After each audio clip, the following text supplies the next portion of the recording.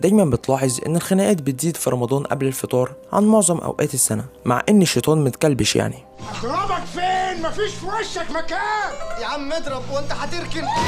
لكن خليني اقولك ان من ضمن اسباب الخناقات هي بسبب اعراض انسحابية ل3 حاجات انت في الغالب مدمن حاجة منهم، وهما النيكوتين والكافيين والسكر، ودول من ضمن الاسباب. يعني ما تاخدش الفيديو ده حجة وتنكد على مراتك في رمضان. انت ست ما تربيتيش عيب، احترمي نفسك، احترمي نفسك يا ولية، احترمي نفسك يا ولية، احترمي نفسك يا ولية.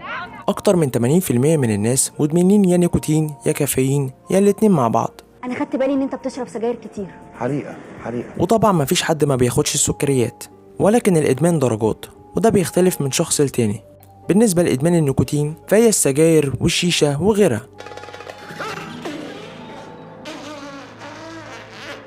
وبالنسبة لإدمان الكافيين فهو الشاي والقهوة ومشروبات الطاقة.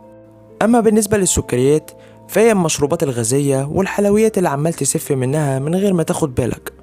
كيس كبير كده لميلي فيه بقى ايه، شويه شوكولاتات على شويه شيبسيهات على حاجه ساقعه على شويه عصاير، ها، وعلى ايس كريم لو عندك، ولو في سندوتشات. وهي مش بس بتزود وزنك، لا دي كمان ليها دور كبير في التأثير على مودك. رمضان كريم يا تخين.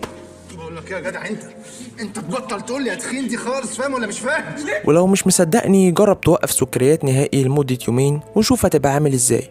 فرمضان فرصة كويسة انك تعمل اعادة ضبط مصنع لجسمك، وانك توقف تدخين وتقلل من السكريات والكافيين.